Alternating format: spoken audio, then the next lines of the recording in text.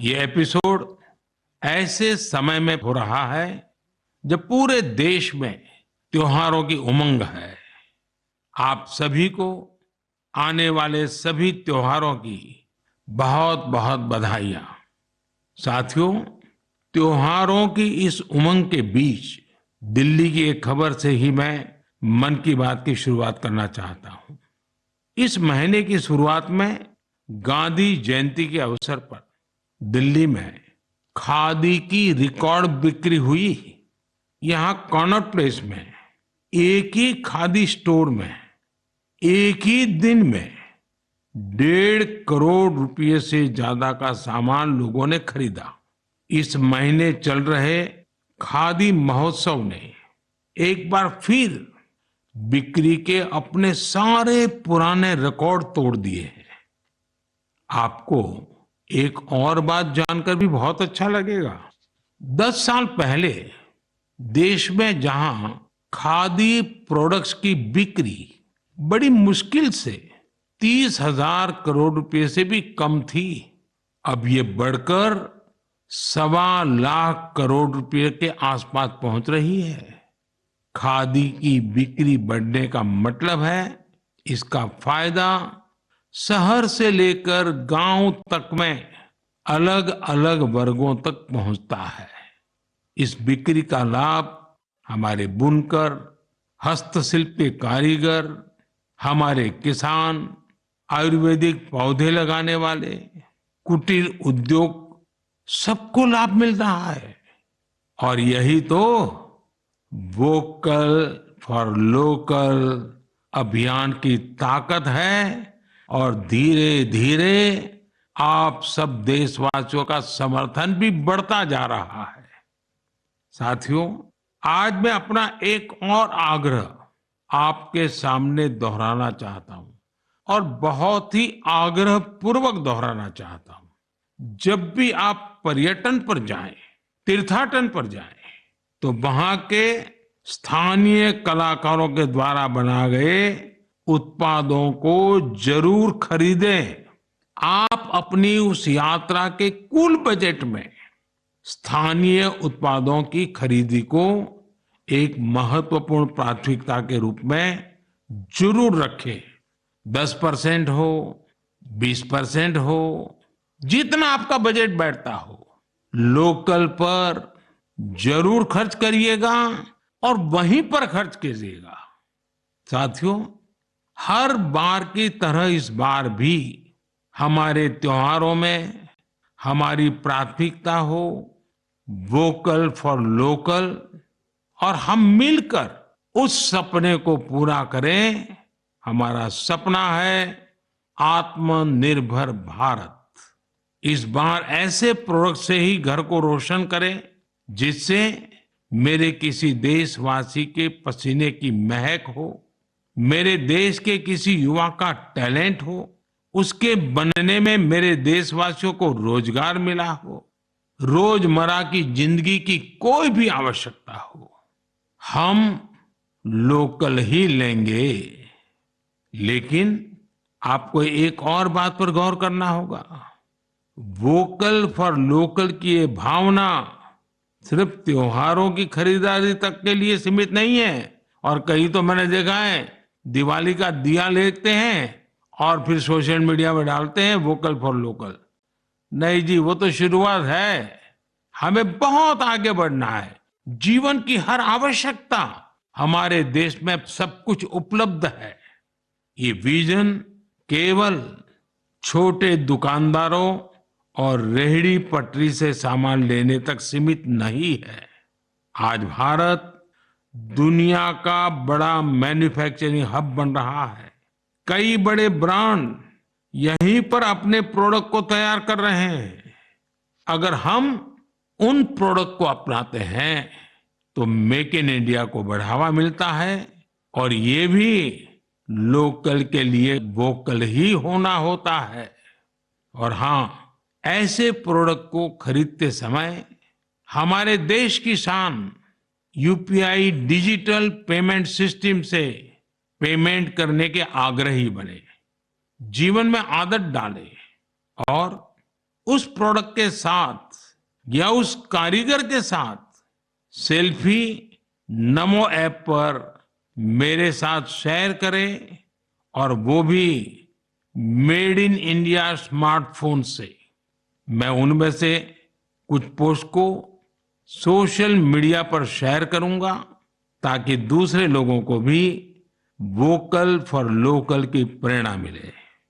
साथियों, जब आप भारत में बने भारतीयों द्वारा बनाए गए उत्पादों से अपनी दिवाली रोशन करेंगे, अपने परिवार की हर छोटी मोटी आवश्यकता लोकल से पूरी करेंगे, तो दिवाली की जगमगाहट ज्यादा बढ़ेगी ही बढ़ेगी, लेकिन उन कारीगरों की जिंदगी में एक नई दिवाली आएगी, जीवन की एक नई सुबह आएगी, उनका जीवन शानदार बनेगा। भारत को आत्मनिर्भर बनाइए, मेक इन इंडिया ही चुनते जाइए, जिससे आपके साथ साथ और भी करोड़ों देशवासियों की दिवाली शानदार बने, जानदार बने, रोशन बने, दिलचस्प बने। मेरे प्यारे देशवासियों, 31 अक्टूबर का दिन हम सभी के लिए बहुत विशेष होता है। इस दिन हमारे लौह पुरुष सरदार वल्लभ भाई पटेल की जन्म जयंती मनाते हैं। हम भारतवासी उन्हें कई वजहों से याद करते हैं और श्रद्धा पूर्वक नमन करते हैं। सबसे बड़ी वजह है देश की 580 से ज्यादा रियासतों को जोड़ने में उनकी अतुलनीय भूमिका। हम जानते हैं हर साल 31 अक्टूबर को गुजरात में स्टैच्यू ऑफ यूनिटी पर एकता दिवस से जुड़ा मुख्य समारोह होता है। इस बार इसके अलावा दिल्ली में कर्तव्य पथ पर एक बहुत ही विशेष कार्यक्रम आयोजित हो रहा है। आपको याद होगा, मैंने पिछले दिनों देश के हर गांव से, हर घर से मिट्टी संग्रह करने का आग्रह किया था। हर घर से मिट्टी संग्रह करने के बाद उसे कलश में रखा गया और फिर अमृत कलश यात्राएं निकाली गई। देश के कोने कोने से एकत्रित की गई ये माटी, ये हजारों अमृत कलश यात्राएं अब दिल्ली पहुंच रही है। यहां दिल्ली में उस मिट्टी को एक विशाल भारत कलश में डाला जाएगा और इसी पवित्र मिट्टी से दिल्ली में अमृत वाटिका का निर्माण होगा। यह देश की राजधानी के हृदय में अमृत महोत्सव की भव्य विरासत के रूप में मौजूद रहेगी। 31 अक्टूबर को ही देश भर में पिछले 2.5 साल से चल रहे आजादी के अमृत महोत्सव का समापन होगा। आप सभी ने मिलकर इसे दुनिया में सबसे लंबे समय तक चलने वाले महोत्सव में से एक बना दिया। अपने सेनानियों का सम्मान हो या फिर हर घर तिरंगा, आजादी के अमृत महोत्सव में लोगों ने अपने स्थानीय इतिहास को एक नई पहचान दी है। इस दौरान सामुदायिक सेवा की भी अद्भुत मिसाल देखने को मिली है। साथियों, मैं आज आपको एक और खुशखबरी सुना रहा हूं, और विशेष करके मेरे नौजवान बेटे बेटियों को, जिनके दिलों में देश के लिए कुछ करने का जज्बा है, सपने हैं, संकल्प है। ये खुशखबरी देशवासियों के लिए तो है ही है। मेरे नौजवान साथियों, आपके लिए सविशेष है। 2 दिन बाद ही 31 अक्टूबर को एक बहुत बड़े राष्ट्रव्यापी संगठन की नींव रखी जा रही है। और वो भी सरदार साहब की जन्म जयंती के दिन। इस संगठन का नाम है मेरा युवा भारत, यानी माय भारत। माय भारत संगठन भारत के युवाओं को राष्ट्र निर्माण के विभिन्न आयोजनों में अपनी सक्रिय भूमिका निभाने का अवसर देगा। ये विकसित भारत के निर्माण में भारत की युवा शक्ति को एकजुट करने का एक अनोखा प्रयास है। मेरा युवा भारत की वेबसाइट माय भारत भी शुरू होने वाली है। मैं युवाओं से आग्रह करूंगा, बार बार आग्रह करूंगा कि आप सभी मेरे देश के नौजवान, आप सभी मेरे देश के बेटे बेटी MyBharat.gov.in पर रजिस्टर करें और विभिन्न कार्यक्रम के लिए साइन अप करें। 31 अक्टूबर को पूर्व प्रधानमंत्री श्रीमती इंदिरा गांधी जी की पुण्यतिथि भी है। मैं उन्हें भी भावभीनी श्रद्धांजलि अर्पित करता हूं। मेरे परिवारजनों, हमारा साहित्य, लिटरेचर एक भारत श्रेष्ठ भारत की भावना को प्रगाढ़ करने के सबसे बेहतरीन माध्यमों से एक है। मैं आपके साथ तमिलनाडु की गौरवशाली विरासत से जुड़े दो बहुत ही प्रेरक प्रयासों को साझा करना चाहता हूं। मुझे तमिल की प्रसिद्ध लेखिका बहन शिवशंकरी जी के बारे में जानने का अवसर मिला है। उन्होंने एक प्रोजेक्ट किया है, नीट इंडिया थ्रू लिटरेचर। इसका मतलब है साहित्य से देश को एक धागे में पिरोना और जोड़ना। वे इस प्रोजेक्ट पर बीते 16 सालों से काम कर रही है। इस प्रोजेक्ट के जरिए उन्होंने 18 भारतीय भाषाओं में लिखे साहित्य का अनुवाद किया है। उन्होंने कई बार कन्याकुमारी से कश्मीर तक और इम्फाल से जैसलमेर तक देश भर में यात्राएं की, ताकि अलग अलग राज्यों के लेखकों और कवियों के इंटरव्यू कर सके। शिवशंकरी जी ने अलग अलग जगहों पर अपनी यात्रा की, ट्रैवल कमेंट्री के साथ उन्हें पब्लिश किया है। ये तमिल और अंग्रेजी दोनों भाषाओं में है। इस प्रोजेक्ट में 4 बड़े वॉल्यूम्स हैं और हर वॉल्यूम भारत के अलग अलग हिस्से को समर्पित है। मुझे उनकी इस संकल्प शक्ति पर गर्व है।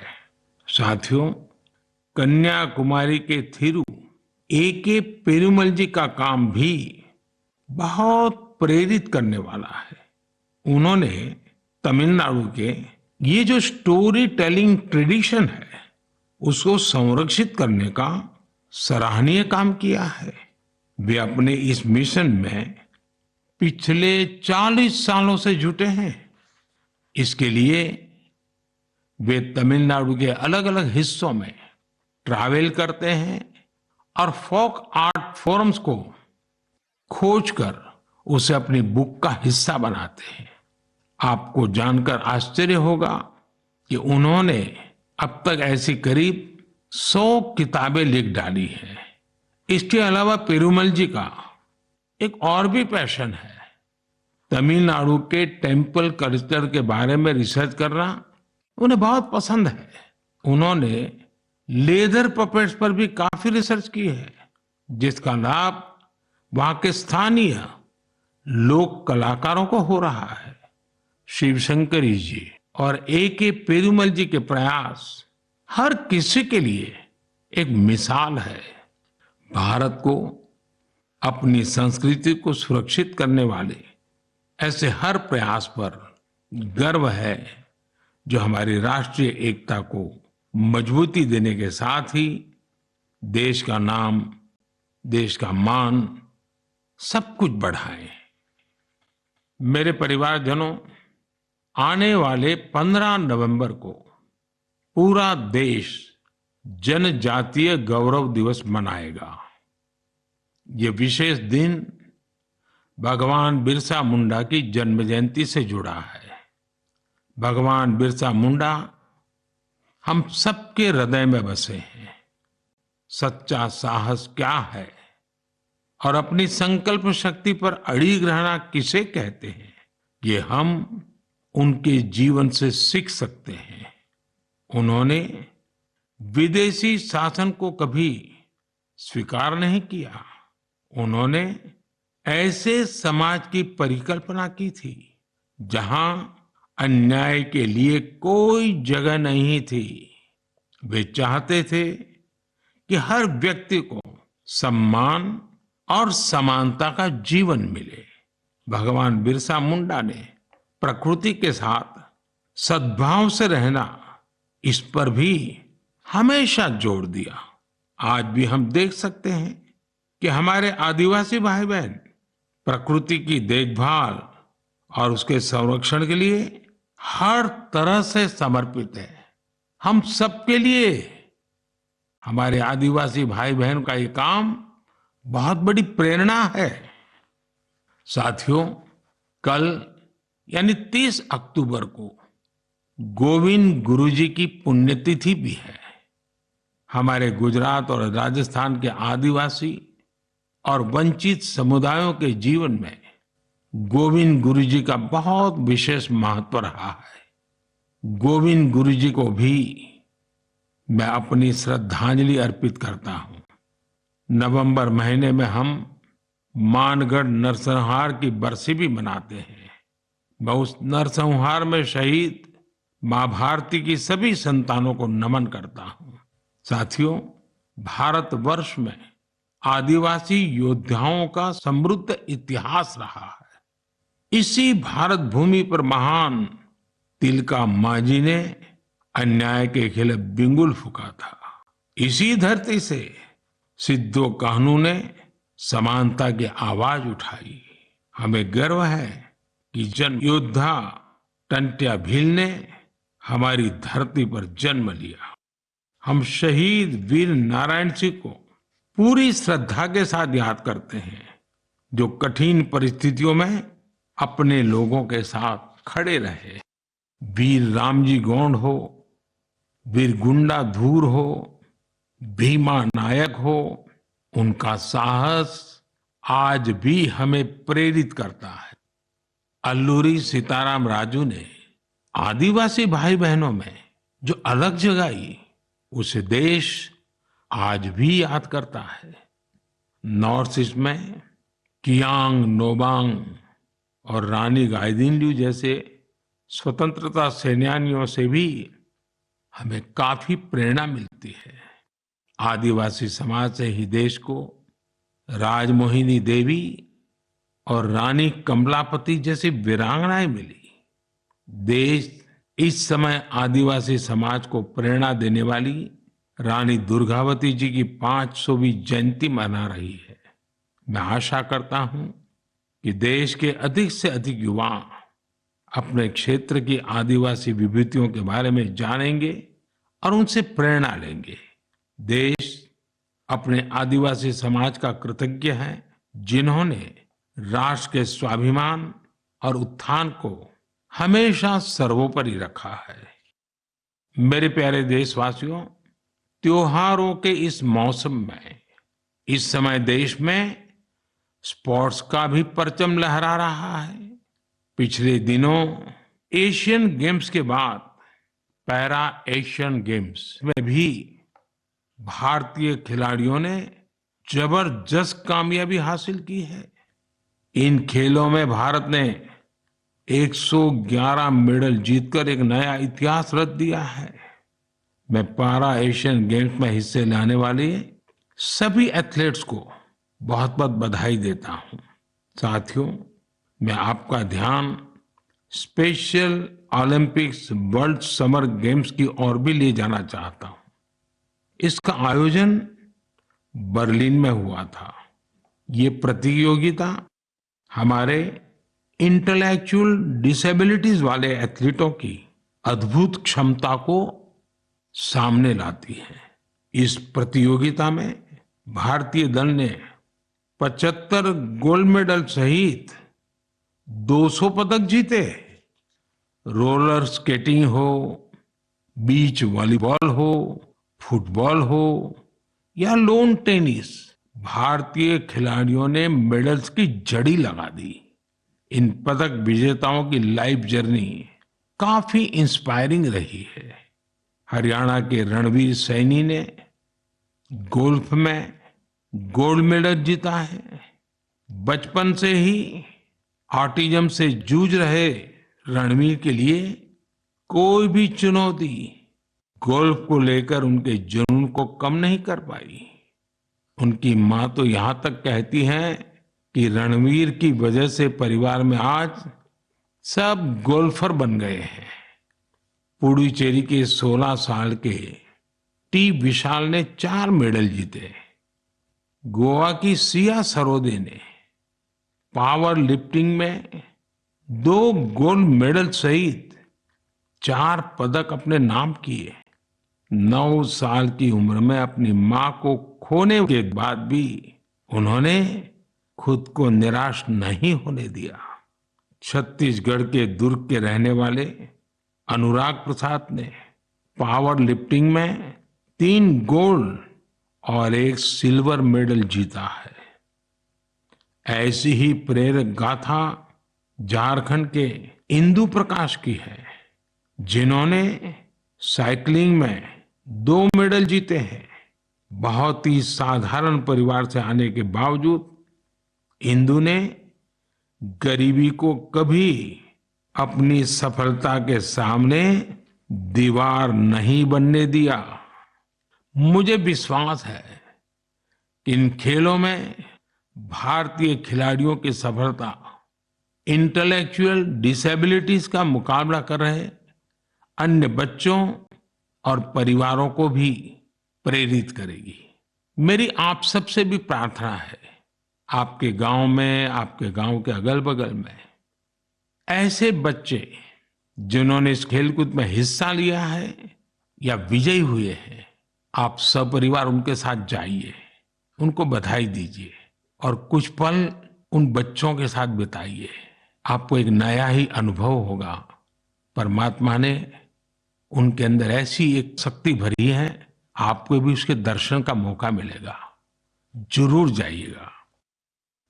मेरे परिवारजनों, आप सभी ने गुजरात के तीर्थ क्षेत्र अंबाजी मंदिर के बारे में तो अवश्य ही सुना होगा। यह एक महत्वपूर्ण शक्तिपीठ है, जहां देश विदेश से बड़ी संख्या में श्रद्धालु मां अंबे के दर्शन के लिए पहुंचते हैं। यहाँ गब्बर पर्वत के रास्ते में आपको विभिन्न प्रकार की योग मुद्राओं और आसनों की प्रतिमाएं दिखाई देगी। क्या आप जानते हैं कि इन प्रतिमाओं की खास क्या बात है? दरअसल ये स्क्रैप से बने स्कल्पचर हैं, यानी एक प्रकार से कबाड़ से बने हुए, और जो बेहद अद्भुत है, यानी ये प्रतिमाएं इस्तेमाल हो चुकी कबाड़ में फेंक दी गई पुरानी चीजों से बनाई गई हैं।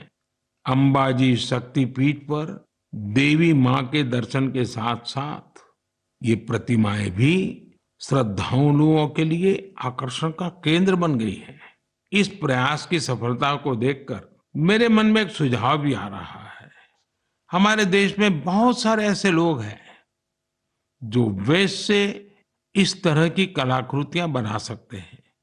तो मेरा गुजरात सरकार से आग्रह है, वो एक प्रतियोगिता शुरू करे और ऐसे लोगों को आमंत्रित करे।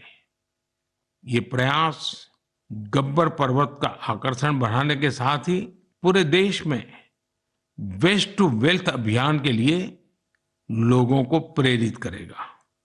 साथियों, जब भी स्वच्छ भारत और वेस्ट टू वेल्थ की बात आती है तो हमें देश के कोने कोने से अनगिनत उदाहरण देखने को मिलते हैं। असम के कामरूप मेट्रोपॉलिटन डिस्ट्रिक्ट में अक्षर फोरम इस नाम का एक स्कूल बच्चों में सस्टेनेबल डेवलपमेंट की भावना भरने का, संस्कार का एक निरंतर काम कर रहा है। यहाँ पढ़ने वाले विद्यार्थी हर हफ्ते प्लास्टिक वेस्ट जमा करते हैं, जिसका उपयोग इको फ्रेंडली ईंटें और चाबी की चेन जैसे सामान बनाने में होता है। यहाँ स्टूडेंट्स को रिसाइकलिंग और प्लास्टिक वेस्ट से प्रोडक्ट बनाना भी सिखाया जाता है। कम आयु में ही पर्यावरण के प्रति ये जागरूकता इन बच्चों को देश का एक कर्तव्यनिष्ठ नागरिक बनाने में बहुत मदद करेगी। मेरे परिवारजनों, आज जीवन का कोई ऐसा क्षेत्र नहीं जहां हमें नारी शक्ति का सामर्थ्य देखने को नहीं मिल रहा हो। इस दौर में जब हर तरफ उनकी उपलब्धियों को सराहा जा रहा है, तो हमें भक्ति की शक्ति को दिखाने वाली एक ऐसी महिला संत को भी याद रखना है, जिसका नाम इतिहास के सुनहरे पन्नों में दर्ज है। देश इस वर्ष महान संत मीराबाई की 525वीं जन्म जयंती मना रहा है। वो देश भर के लोगों के लिए कई वजहों से एक प्रेरणा शक्ति रही है। अगर किसी की संगीत में रुचि हो, तो वो संगीत के प्रति समर्पण का बड़ा उदाहरण ही है। अगर कोई कविताओं का प्रेमी हो, तो भक्ति रस में डूबे मीराबाई के भजन उसे अलग ही आनंद देते हैं। अगर कोई दैवीय शक्ति में विश्वास रखता हो, तो मीराबाई का श्री कृष्ण में लीन हो जाना उसके लिए एक बड़ी प्रेरणा बन सकता है। मीराबाई संत रविदास को अपना गुरु मानती थी। वो कहती भी थी, गुरु मिलिया रैदास दीनी ज्ञान की गुटकी। देश की माताओं, बहनों और बेटियों के लिए मीराबाई आज भी प्रेरणा पुंज है। उस कालखंड में भी उन्होंने अपने भीतर की आवाज को ही सुना और रूढ़िवादी धारणाओं के खिलाफ खड़ी हुई। एक संत के रूप में भी वे हम सबको प्रेरित करती है। वे भारतीय समाज और संस्कृति को तब सशक्त करने के लिए आगे आई, जब देश कई प्रकार के हमले झेल रहा था। सरलता और सादगी में कितनी शक्ति होती है, ये हमें मीराबाई के जीवन काल से पता चलता है। मैं संत मीराबाई को नमन करता हूं। मेरे प्यारे परिवारजनों, इस बार मन की बात में इतना ही। आप सबके साथ होने वाला हर संवाद मुझे नई ऊर्जा से भर देता है। आपके संदेशों में उम्मीद और पॉजिटिविटी से जुड़ी सैकड़ों गाथाएं मुझ तक पहुंचती रहती है। मेरा फिर से आपसे आग्रह है, आत्मनिर्भर भारत अभियान पर बल दें, स्थानीय उत्पाद खरीदें, लोकल के लिए वोकल बने। जैसे आप अपने घरों को स्वच्छ रखते हैं, वैसे ही अपने मोहल्ले और शहर को स्वच्छ रखें। और आपको पता है, 31 अक्टूबर सरदार साहब की जयंती देश एकता के दिवस के रूप में मनाती है। देश के अनेक स्थानों पर रन फॉर यूनिटी के कार्यक्रम होते हैं। आप भी 31 अक्टूबर को रन फॉर यूनिटी के कार्यक्रम को आयोजित करें। बहुत बड़ी मात्रा में आप भी जुड़े, एकता के संकल्प को मजबूत करें। एक बार फिर मैं आने वाले त्योहारों के लिए अनेक अनेक शुभकामनाएं देता हूं। आप सभी परिवार समेत खुशियां मनाएं, स्वस्थ रहें, आनंद में रहें, यही मेरी कामना है। और हाँ, दिवाली के समय कहीं ऐसी गलती ना हो जाए कि कहीं आग की कोई घटनाएं हो जाए, किसी के जीवन को खतरा हो जाए, तो आप जरूर संभालिए, खुद को भी संभालिए, और पूरे क्षेत्र को भी संभालिए।